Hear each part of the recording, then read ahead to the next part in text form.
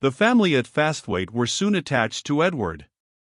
He had, indeed, that gentleness and urbanity which almost universally attracts corresponding kindness, and to their simple ideas his learning gave him consequence, and his sorrows interest.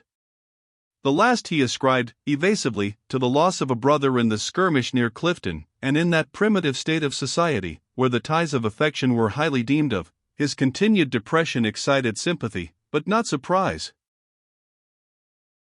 In the end of January his more lively powers were called out by the happy union of Edward Williams, the son of his host, with Cicely Jobson.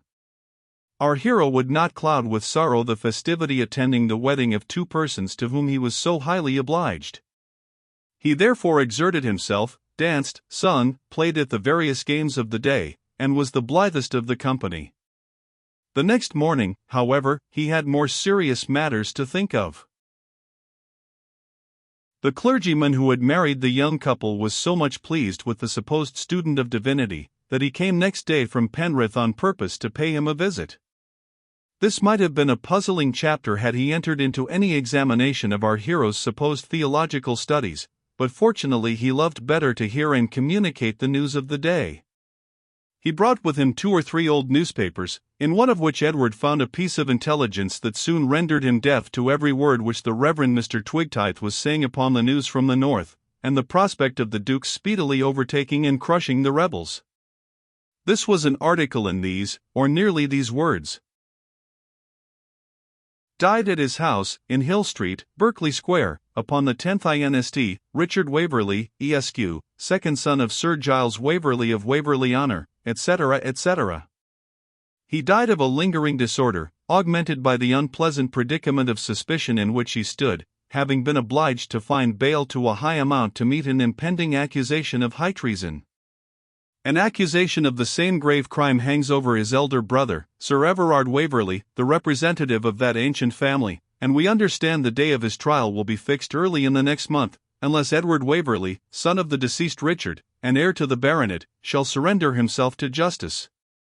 In that case we are assured it is His Majesty's gracious purpose to drop further proceedings upon the charge against Sir Everard. This unfortunate young gentleman is ascertained to have been in arms in the Pretender's service, and to have marched along with the Highland troops into England.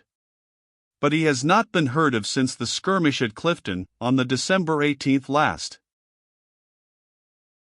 Such was this distracting paragraph. Good God, exclaimed Waverley, am I then a parricide? Impossible. My father, who never showed the affection of a father while he lived, cannot have been so much affected by my supposed death as to hasten his own. No, I will not believe it. It were distraction to entertain for a moment such a horrible idea.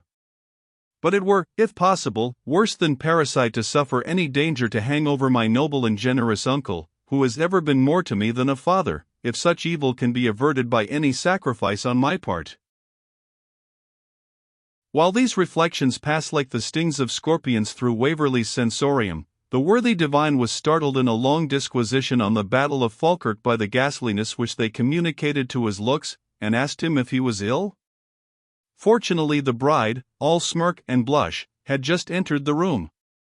Mrs. Williams was none of the brightest of women, but she was good-natured, and readily concluding that Edward had been shocked by disagreeable news in the papers, interfered so judiciously, that, without exciting suspicion, she drew off Mr. Twigtythe's attention, and engaged it until he soon after took his leave. Waverley then explained to his friends that he was under the necessity of going to London with as little delay as possible.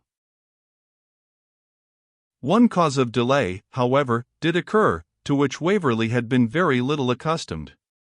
His purse, though well stocked when he first went to Tully Veolan, had not been reinforced since that period, and although his life since had not been of a nature to exhaust it hastily, for he had lived chiefly with his friends or with the army, yet he found that, after settling with his kind landlord, he should be too poor to encounter the expense of travelling post. The best course, therefore, seemed to be to get into the Great North Road about Boroughbridge, and there take a place in the northern diligence, a huge old-fashioned tub, drawn by 3 horses, which completed the journey from Edinburgh to London, God willing, as the advertisement expressed it, in 3 weeks. Our hero, therefore, took an affectionate farewell of his Cumberland friends, whose kindness he promised never to forget, and tacitly hoped one day to acknowledge by substantial proofs of gratitude.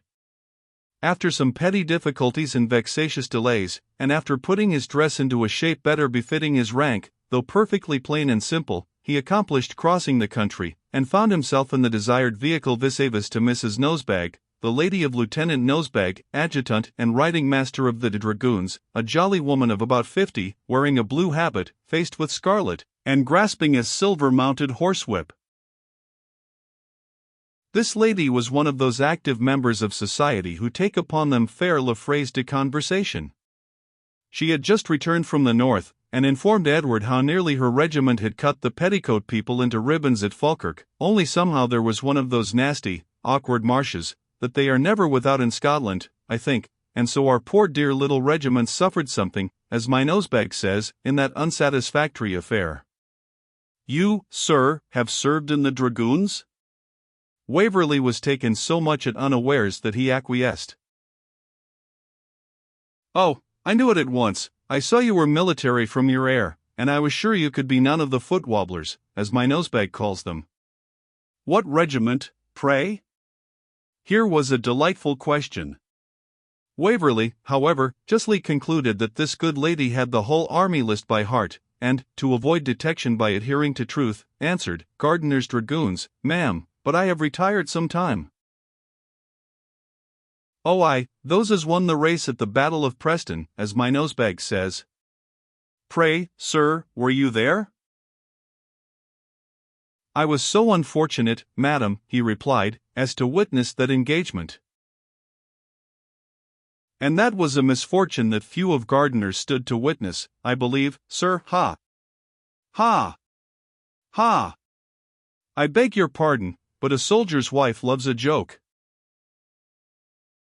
Devil confound you, thought Waverley, what infernal luck has penned me up with this inquisitive hag?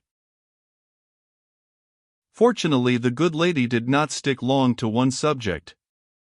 We are coming to Ferrybridge now, she said, where there was a party of ours left to support the beadles, and constables, and justices, and these sort of creatures that are examining papers and stopping rebels, and all that. They were hardly in the inn before she dragged Waverley to the window, exclaiming, Yonder comes Corporal Bridoon, of our poor dear troop, he's coming with the constable man. Bridoon's one of my lambs, as Nosebag calls em. Come, Mr. Arav, pray, what's your name, sir? Butler, ma'am, said Waverley, resolved rather to make free with the name of a former fellow officer than run the risk of detection by inventing one not to be found in the regiment. Oh, you got a troop lately, when that shabby fellow, Waverley, went over to the rebels? Lord, I wish our old cross Captain Crump would go over to the rebels, that Nosebag might get the troop. Lord, what can Bridoon be standing swinging on the bridge for? I'll be hanged if he ain't hazy, as Nosebag says. Come, sir, as you and I belong to the service, we'll go put the rascal in mind of his duty.